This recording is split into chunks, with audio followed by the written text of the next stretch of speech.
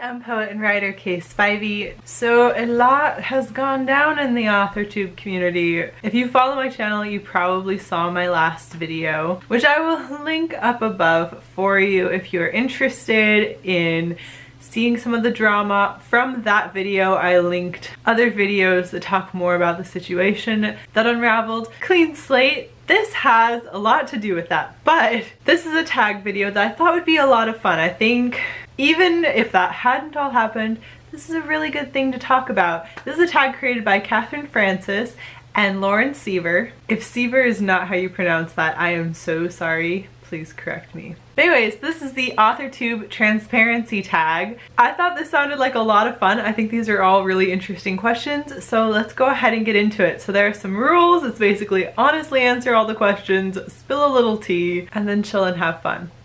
I could do that. Authortube transparency question number 1. Are you published, traditional or self, and is your writing on a public forum like Wattpad? I am published for poetry. It was published by an indie publisher, and I have talked about that before. It turned out to be a vanity press and was a terrible situation. I actually kept quite a few receipts from the throwdown that happened between me and the person running that now extinct publishing house.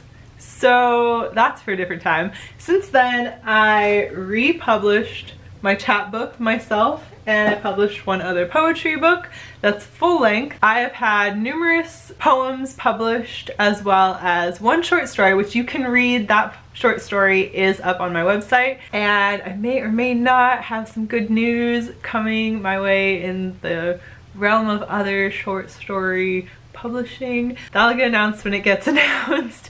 For now, I have finished a novel and I am currently querying it and headed the traditional publishing route. Number 2, what genre do you write? For me, I would go ahead and say poetry, but I also write fantasy. Question number 3 is, how long have you been writing? When haven't I been writing? First time probably around 2nd grade. I think around 4th grade, my teacher did a really good unit on poetry, and that's when I started being like, poetry? And then in 5th grade was when I made the conscious decision that I wanted to be an author. And I've just been writing since then, definitely before that too, but definitely that was the time when I was like, you know what, it's gonna happen. So I was around, what, age 11? Number 4, how long have you been writing with the goal of publishing / selling your writing? I think I've always had that goal. There were some times when people were like, oh, you should just be doing it for fun. And I was like, okay, but I want to be the next J.K. Rowling. Like, I want to be the superstar writer. I want everyone to have read my work. And I was always kind of there in the back of my head, like, all the books I was reading were by published authors. And I was like, that's what I want. I want someone else to pick my book up at a bookstore and read it themselves. I want that. Do you have a liberal arts degree, or are you working towards one? I do. I got my BA in creative writing. I graduated magna cum laude from Eastern Washington University in creative writing, a minor in journalism. It was a fantastic writing program. Not all the teachers were amazing, but I had 2 or 3 who were really good and just changed the course of my whole writing experience. That was when I first started really actively trying to publish, specifically with poetry, but also with journalism articles too. I had great journalism classes, and that when I was taking the journalism minor, I thought I was going to do the major, but we were in a time, Twitter was up and coming while I was in college. It was a new platform. It was only for the very first time being used for news, and so news was transitioning from newspapers that arrive at your door. This wasn't that long ago. This would have been like 2000, let's say 2010 to rough average. That was like the middle of my college career. 2010, we were transitioning away from newspapers showing up at people's doors to getting all your news online, and this was a major change. And so for all my journalism classes, it was really interesting. We were hearing a lot of industry professionals talking about where the change was and like how it felt to them, and like what things were changing and what things were bad and what things were good. And there was so much to learn about the transition and where journalism was headed and where it had come from, and I was fascinated by it. And I also realized I didn't want to be part of all of that, and it's a lot of really hard work for very little reward. So I went into something with even more hard work for a little reward, right? Into writing novels. I had a lot of support. I got to do a really great internship with Literary Magazine. I got all kinds of advice, got to meet lots of famous poets, which was fantastic. Got to meet lots of just really encouraging people. It was a fantastic experience. If you're able to go to college, I do recommend it. I went with the intention that I was going to learn. I was not going for a degree to get me a job or anything, but I got a degree that then got me lots of jobs. It is amazing how, wow, I'm going into a totally different subject here, but it is amazing how the way you interpret your degree can help you get any job you want. I got jobs, they hired me specifically because of my degree, because they were impressed that I knew how to write. And it would be things that weren't even writing careers, but because I could tell them that I am very good at analyzing, very good at writing coherently, really good at just like formulating my thoughts onto paper. Not everyone's good at that, and people were really impressed. So my degree has gotten me pretty much every job I got after college, just saying, and none of them have really been in writing at all. Number 6, have you taken any writing classes? Yes, obviously. I took a lot of writing classes while I was in college. How else did I major in creative writing? What, if any, technical book do you or have you used to hone your writing skills? So many books I read while I was in college. So like I read Stephen King's On Writing. I read Bird by Bird for myself, but I did read it while I was in college. I read Stephen King's The Ode Less Traveled for poetry things. Oh man, I have so many. Wait just a second. These are not the only ones, but these are 3 that are right here that I had to read for class. Burning Down the House by Charles Baxter. Writing Down the Bones I actually read myself. I just read it in college also. William Stafford's You Must Revive Your Life. I obviously had a copy of Shrunken White. I read quite a few. And then recently, this one is on my reading list. The Anatomy of a Story, a lot of people are saying really good things about, so I would like to read that next. Probably more of them. I have the Writer's Idea book on my shelf down here.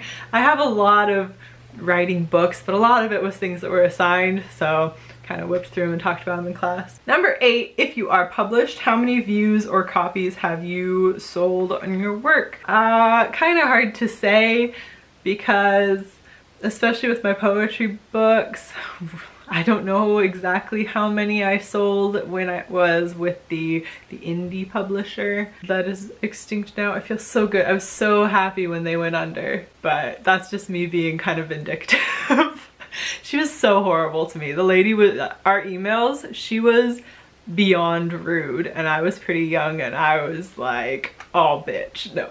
So I believe An Isolated Storm, which is a chapbook, definitely broke 50 copies sold, but I can't say exactly how many. Maybe I'm just stupid, but I don't know how many I've sold of Fragments. I don't think it's as many. Part of it is I did design the cover myself, and I don't think it really stood out among poetry world. And I didn't have a very good platform for selling it when it first came out, so I don't know that I've sold over 20 copies of that, but I'll double check and I will be very pleased if I did. Also, I'm not sure because they both went out on ebook, and I think they sold a lot more copies on ebook. I should have looked that up before I started this. Number 9, share your most negative and most positive review or feedback of your work. On to Goodreads. A lot of the ones that I get that are negative are like, oh, poetry's not really my thing. I did have someone, okay, this is the most negative I've received. This was horrible. So I was looking, this was maybe 2 years ago, on the novel that I'm now getting ready to query. I was probably on like the 5th or 6th draft of this novel because it kicked my butt getting to where it is now. That's so good.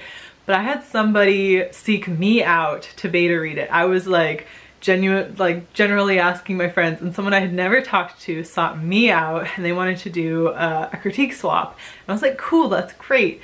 So they first went on and on about how their story was the most unique thing. I've never had read anything like it. And so I was like, cool, all right. So I think their story was maybe half the length of mine. I was like, oh, okay, as long as it's okay. And so I was reading through it, waiting to get to the part where it would be something unique that I had never read before, but like benefit of the doubt, getting through, gonna give them a good critique at the end, let them know what I thought. It was maybe like the next day, and my story was Like at the time, I think I had 100,000 words in it. The next day they wrote back to me like, I finished reading your book. It reads like a rough draft. No, it reads like a first draft. I think you should edit it more. And I was like, okay, but like why? Like what reads like a rough draft? I think I said something like, are there too many details? Are there not enough? And they were like, yeah, I think you just need to revise it more. And I was like, well, bitch, I'm not gonna finish reading yours. And I basically just like go straight. It was devastating at the time. And it was so many drafts in. And the next draft I wrote was so bad. This person derailed this book for like another year. They were so rude. They didn't even say anything else. Like it was like one sentence back to me after I asked them to elaborate. It took me like 2 more drafts to get back around to be like, no, the draft I gave them had all the right points. Like that was the right structure and everything. Like, yeah, you need to like go back through again, but oh man. That was the most scathing thing someone has said. It was extremely rude and unhelpful. And it was like, you sought me out. And their book wasn't that good. I didn't finish reading it. I don't know if maybe it like suddenly became something I'd never read before at the end. But even the subject matter that they're like, you'll have never read this. I had read a book about the same subject. Question number 10, what system do you use to determine how much to charge for your work? I go through and look at what other people are charging. Poetry books are freakishly expensive for how few pages they are. They're very, very thin and they are very expensive. So I looked through all of my peers. I looked through people who had been writing about as long as me, people who had recently released for other indie published poetry books. I looked for the ones that were really popular right now. I looked at all the Amazon, how much poetry books cost. And like, I have a ton of poetry books, so I've been buying them. I knew about the rate that they were going for. I posted about that much. I actually lowballed because the indie publisher that had initially published me had tried to sell my chat book for more than I thought was worth.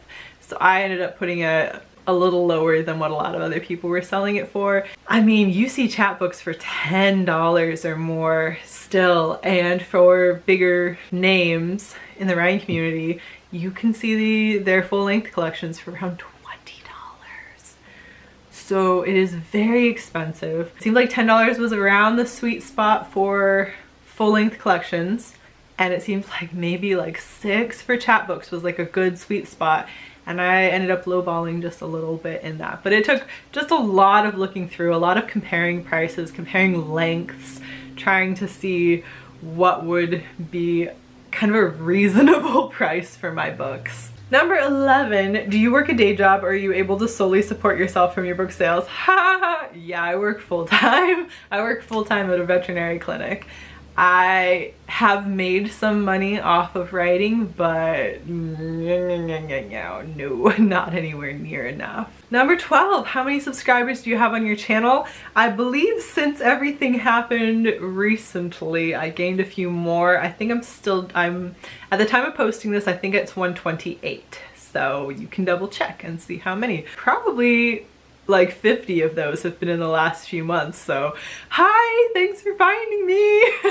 The rest of you have been here for forever, the ones who like probably are like channels that followed me way back in the day and maybe don't exist anymore. You guys have been great. Thanks for sitting here and not unsubscribing. You probably should have. You probably don't use YouTube anymore if you're still subscribed to me from way back when. Number 13, do you market your product to your subscribers? If so, how? I almost always do have my poetry books in the background, and I have my new graphic now that's at the end of the video. And I mention them, and like, if you like poetry, check me out. Check out my website. You can read that short story I mentioned if you go to my website. I let you guys know. I'm not very good at marketing. I tried to go into marketing and found that sales is awful. Sales is the most soul draining field you could go into. You basically just try and scam people and not feel bad that you're trying to take their money for something that's kind of a crappy product. Like, that's what it comes down to. Even if you deeply believe in your product, it's not as good as what you're selling it for so often. Sales is awful. I would never ever go back into sales, the best I can do is kind of try to advertise and say things when things are exciting and good. Like, I want you to know I've got a product, but I don't want to harass you about it. Do you monetize your YouTube videos? I used to back in the day. I don't qualify for it now. If I did qualify for it again, yes I would, because YouTube has a lot of issues and they were putting some really horrible ads on a bunch of people's videos, and so I totally understand not wanting to, but at the same time, if I am making a buck off of people clicking on my videos, please don't hate me if in the future I end up doing that, because I would like to have a little passive income, honestly. My cats would have even more toys than they already have. My husband has a good job, I have a good job, but if I'm able to make some money off of this and I'm able to then focus on my writing a little bit more, I probably would in the future. So keep transparent with you. There have been ads on my videos in the past, there may be in the future. I would never do the stupid thing where there's like 5 ads in one video though. Like, the most ads are ever going to be on a video, even like an hour-long video, is going to be 2. Because any more than that I think is selfish. Like, I will give you the AdSense. I will watch an ad for someone who I like. One of them, you get 1 ad out of me, and I'm skipping everything else because I find it really annoying when there's like 5 to 6 ads on a video and it's only a 10-minute video. That's really rude. Like, have some respect for your subscribers. If you ever see more than 2 ads on a video of mine, please call me out, because that's really rude. I know you can't control how long they are, so I'm sorry if they're ever like 5-minute ads on my video, please skip those. But 15 is if you do monetize your videos, how much of your income comes from your YouTube channel. That's pretty much already been answered. It's a fat old 0. It was always 0. I never made enough. I never got enough coming in to actually have them send me a check. Number 16, what is your #1 complaint about Authortube? There's a lot of writers who are aspiring to be authors who want to be part of this community, and that's great. I may fall into this category, absolutely. Some of us are giving advice that we may not have a lot of expertise on, and some of us are doing it just for clicks or doing it just for the algorithm. Again, more on that in the video that I did last week. And I feel like it shouldn't be that you can't make videos because you're inexperienced, but I do think this transparency is really good. I have done a lot of research. I have taken a lot of classes. I do, to some extent, know what I'm talking about when I talk about things. It's not true for everybody, so you do need to be careful when someone's giving advice. I do find it really hard to watch people who are obviously a lot younger than me and don't have the same experience. Sometimes, now that I'm getting to my 30s, I do look for people who are also around 30, because I know we've had a certain amount of experience, and I know I've learned a certain amount of things since college. Unless you also have a lot of experience, it is hard to take advice from somebody. The transparency is a really, really good thing. I'm glad that there's a tag for this. I'm glad that we're doing it, because it is important to be like, hey, I don't necessarily know what I'm talking about this, or hey, I do know what I'm talking about this. Like, I'm not gonna just talk about things, I might not say it very well, but I'm not gonna talk about something that I know nothing about. I do think there is a lot of value placed on being inflammatory. BookTube has had the same problem in the past where people like to jump into roasting.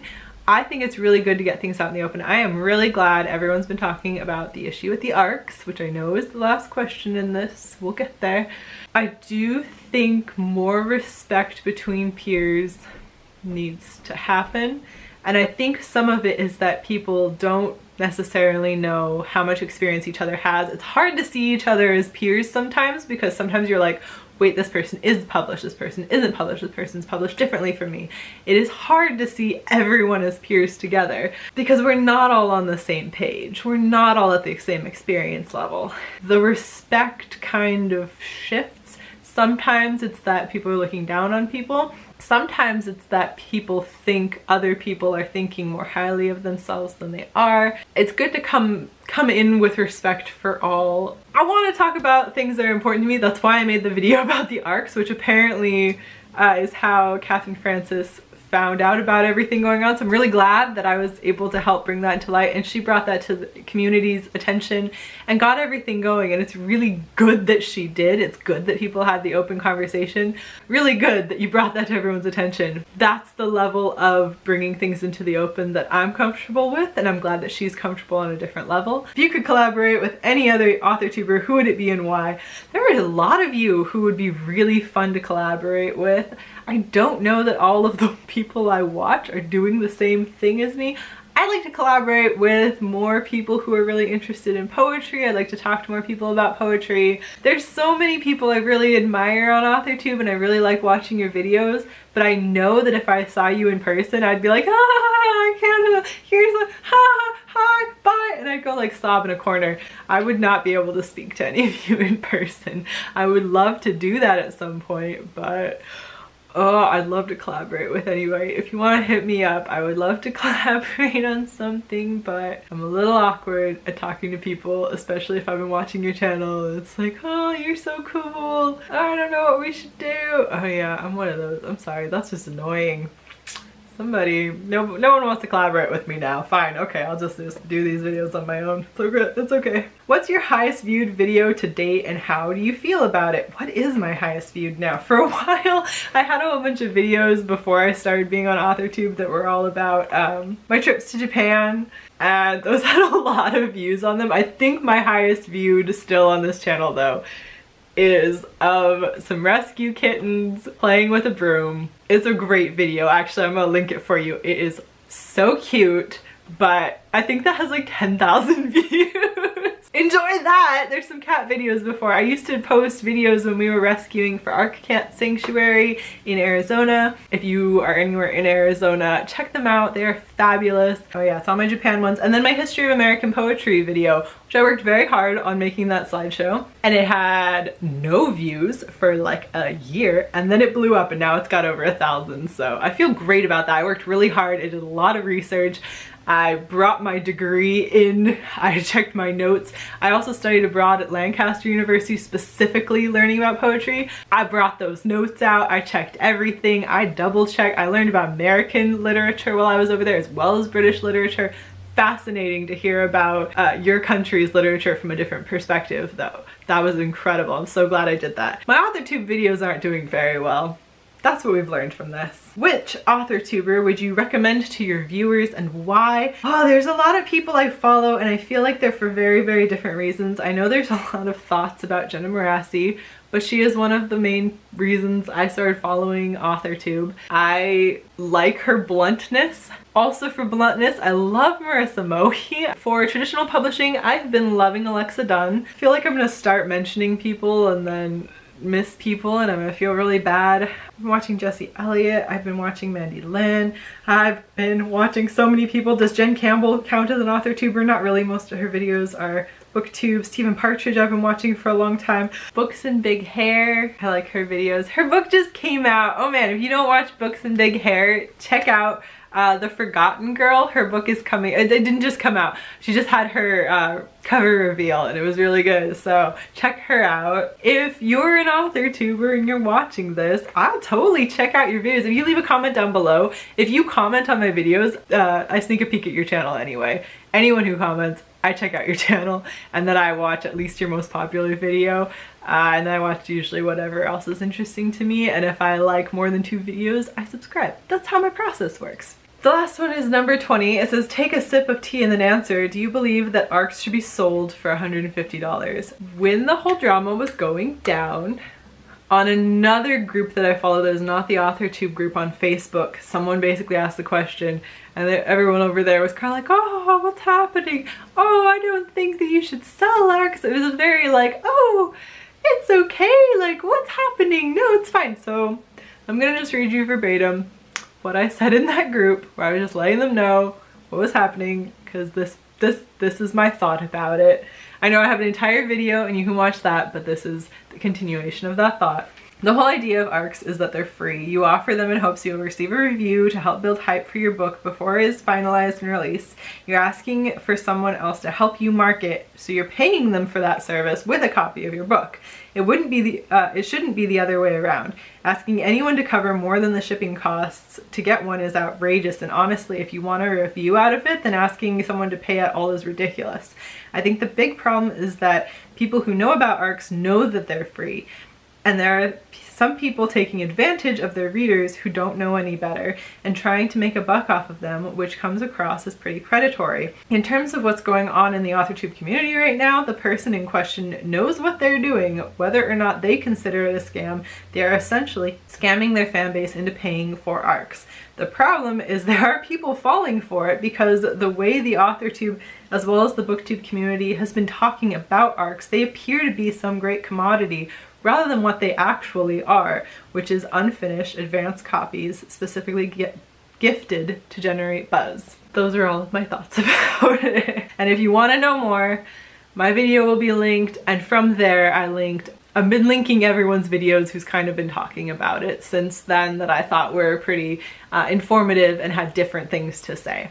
That was the transparency tag. Started off real clean, ended up real dirty. I didn't bring any tea because I put on lipstick and I didn't want to do the lipstick smudge on my cup. Yeah, thank you to Katharine Francis and Sevier for creating this tag, and to everyone for really talking about the whole ArcGate subject, is that what we're calling it? The ARCs are free movement. Yes. Thanks to everyone for talking about it. I think it is important. It is important that we all discuss it, and that will be all from me though, because this is going to be so hard to edit down. Good luck to all of us. Bye!